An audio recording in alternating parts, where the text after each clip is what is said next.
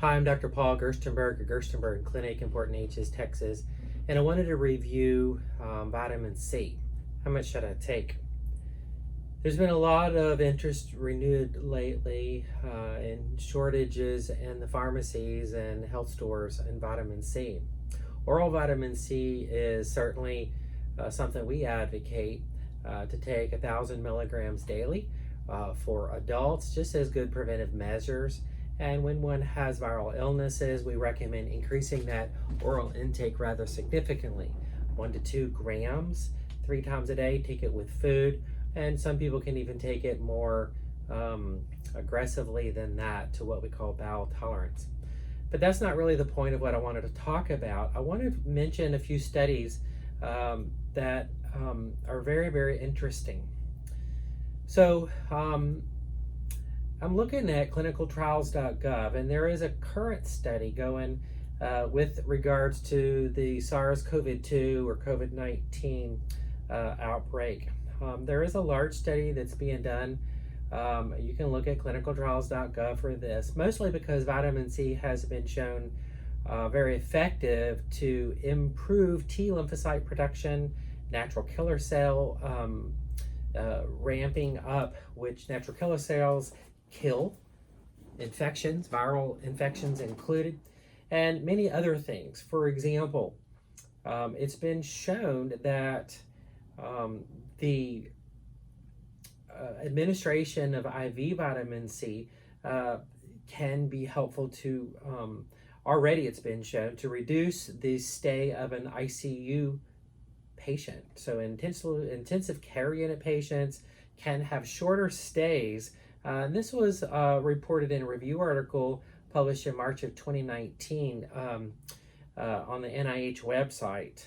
It wasn't very significant, but it was something that was definitely, if you can shorten anybody's ICU stay by IV vitamin C, or IVC as we'll call it, that's certainly well worth it. In fact, they even had shortened mechanical ventilator time.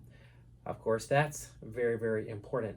So this clinical trial was designed to cause proliferation of the natural killer cells, and it can reduce free radical or reactive oxygen species that contributes to inflammation in the lungs, and in particular an NLRP3 that affects maturation and secretion of cytokines such as interleukin 1 beta, interleukin 18, and some other interleukins that are seen very, very high in sepsis or diffuse infection in someone.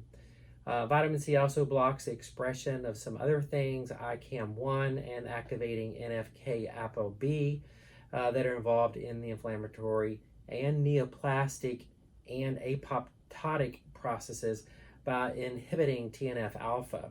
So that's a bunch of big lingo there, but IVC has a profound impact on the immune system and the role of inflammation in the human body.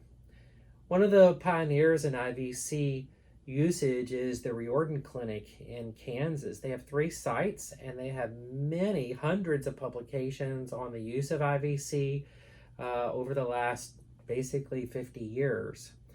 I'm looking at a review article that shows that the pharmacokinetics, or the absorption and the tissue levels of vitamin C, is greatly influenced by the route of administration, i.e. oral versus IV.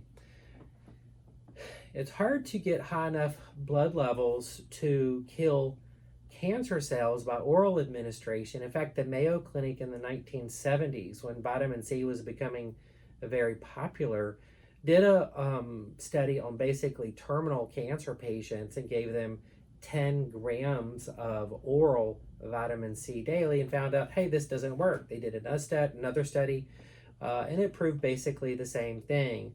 So Mayo Clinic, even on their website, which I'm looking at right here, states by Dr. Girodar, I've heard that vitamin C might be an alternative cancer treatment. Can you tell me about it? Basically, he states what we already know, that oral vitamin C doesn't do that, which they've proved, and we know that as well. It doesn't produce high enough concentrations in the blood to cause a lot of the effects which I just alluded to happen.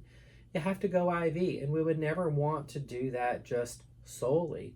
We would do IVC as adjunctive treatment in someone, certainly that's very severe, hospitalized patient.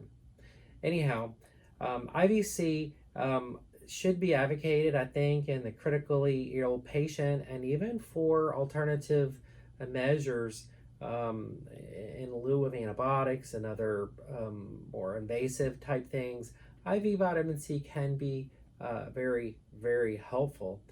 IVC has been given up to 60 grams, that's 60,000 milligrams safely.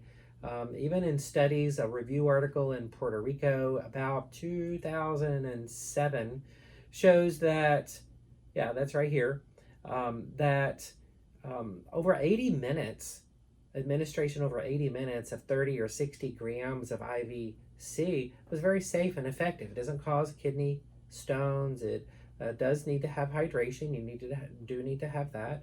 However, it's safe. It didn't cause any toxic effects to the patients. In fact, most people generally felt better afterwards. The current study that's being done on COVID-19 patients involves only 10 grams of IVC. They're seeking to enroll about 500 patients all across multiple sites. And interestingly, the data is being crunched by some folks right in College Station, Texas. Anyhow, I wanted to update you and just promote at least oral vitamin C, and in certain cases it may be good to seek out some IVC. Have a nice day.